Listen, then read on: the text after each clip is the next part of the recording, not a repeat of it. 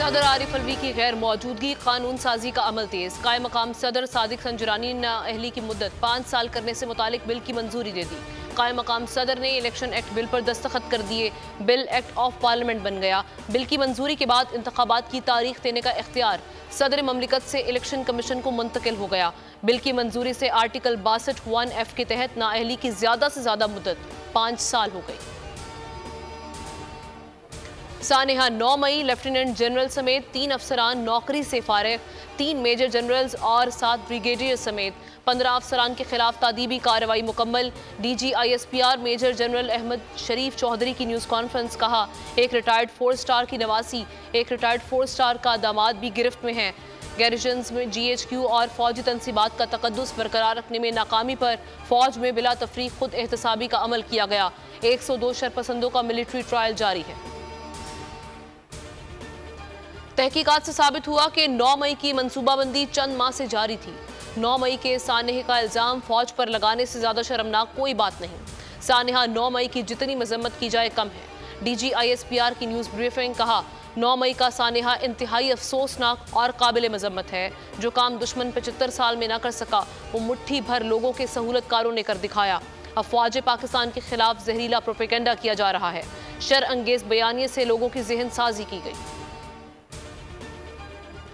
Civilians के military court में trial के खिलाफ समाअत कल तक मुलतवी। चेयरमैन PTI के वकील उजैर भंडारी कल दलाइल जारी रखेंगे। चीफ जस्टिस उमर अता बंदियाल ने इस्तफसार किया, 9 मई से आज तक मुल्जिमान की मुलाकात क्यों नहीं कराई जा रही, मुल्जिमान को अहले खाना से क्यों नहीं मिलवाया जा रहा।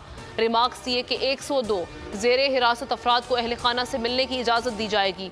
जो अफराद गिरफ्तार किए गए उनको मुकम्मल तफसीलात फराहम करें। बुनियादी सवाल यह है कि आर्मी एक्ट का इतलाक सिविलियंस पर होता है या नहीं।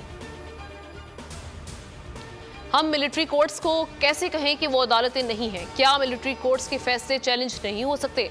सुप्रीम कोर्ट के फौजी अदालतों में सिविलियंस के ट्रायल से मुतालिक केस में रिमार्क्स। जस्टिस मुनीब अख्तर ने अहम सवाल उठाते हुए कहा कि मुल्क में एमरजेंसी नाफिज हो, बुनियादी हुकूक मुअत्तल हो तो क्या फिर सिविलियंस का मिलिट्री कोर्ट में ट्रायल हो सकता है? जस्टिस आयशा मलिक ने इस्तफसार किया कि क्या हमारे खित्ते में सिविलियन का फौजी अदालतों में ट्रायल होता है? रिटायर्ड अफसर का हाजिर सर्विस के साथ गठजोड़ हो सकता है, आम शहरी का कैसे?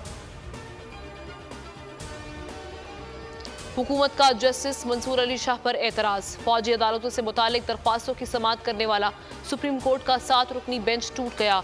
समाअत शुरू होते ही अटर्नी जनरल ने हुकूमती एतराज से आगाह कर दिया। बोले, बतौर अटर्नी जनरल एतराज नहीं उठा रहा। जस्टिस मंसूर अली शाह ने मुकालमा किया कि पहली समाअत में ही पूछा था कि किसी को एतराज तो नहीं, क्या एतराज है खुलकर बताएं। अटर्नी जनरल बोले कि जस्टिस मंसूर के करीबी अजीज इस मुकदमे में दरख्वास्त गुजार हैं। जस्टिस मंसूर एतराज के बाद बेंच से अलहदा हो गए। अदालत को बदनाम न करें, एक बार फिर बेंच को मुतनाज़ बनाया जा रहा है। क्या इस सब पर हम वज़ीर आज़म से पूछें? चीफ जस्टिस उमर अता बंदियाल का इज़हार बरहमी। अटर्नी जनरल से मुकालमा किया कि आप बेंच के एक जज पर जानिबदारी का इल्ज़ाम लगा रहे हैं।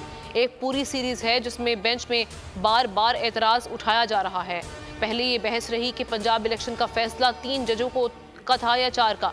क्या मफादात के टकराव पर एतराज़ उठा रहे हैं? चीफ जस्टिस ने रिमार्क्स में मजीद कहा कि अदालत ने पहले भी तहम्मुल का मुजाहरा किया है। हमारे पास फैसलों पर अमल के लिए कोई छड़ी नहीं।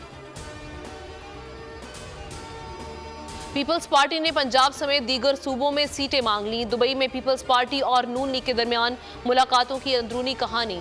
गेलानी खानदान, परवेज अशरफ का कायरा, नदीम अफजल चंद और कुछ दीगर हलकों में नून लीग अपने उम्मीदवार खड़ा ना करे।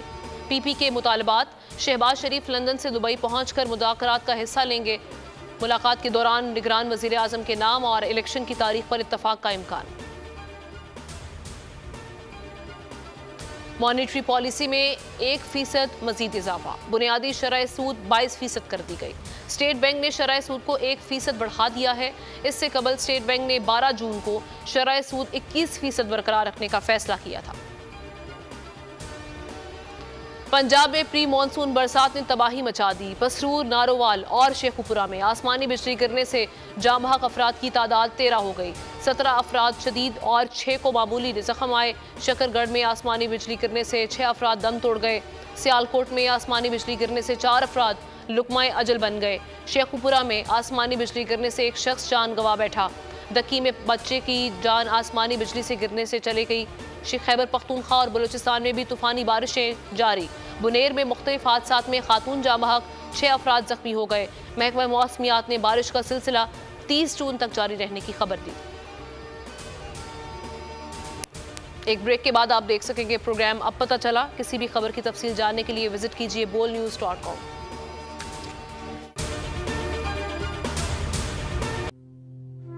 तू की जाने यार अमीरा, रोटी बंदा खा जाती है। यूनान में कश्ती उलटने का अलमनाक हादसा।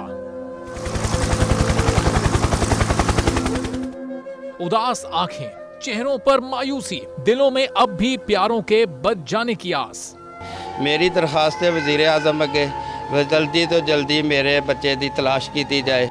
गम की इस घड़ी में बोल रहा अपनों के साथ, सहाफती फराइज को निभाते हुए पहुंचाई हर खबर अवाम तक। और यूनान में महाजरीन के जहाज को हादसे के बाद अब रेस्क्यू ऑपरेशन खत्म हो चुका है। बोल की खबर पर FIA की बड़ी कार्रवाई, इंसानी स्मगलरों के खिलाफ इकदामात करते हुए गिरफ्तार कर लिया। ह्यूमन ट्रैफिकिंग सर्कल गुजरात ने बड़ी ये कार्रवाई की है, जिसमें कश्ती हादसे में मुलव्वस अहम सरगना गिरफ्तार कर लिया गया है। 68% अवाम ने कश्ती हादसे की पल पल की खबर से जुड़े रहने के लिए देखा सिर्फ बोल न्यूज, क्योंकि बोल है पाकिस्तान का नंबर 1 न्यूज चैनल। सब्सक्राइब करें और बेल दबाएं ताकि कोई खबर रह न जाए।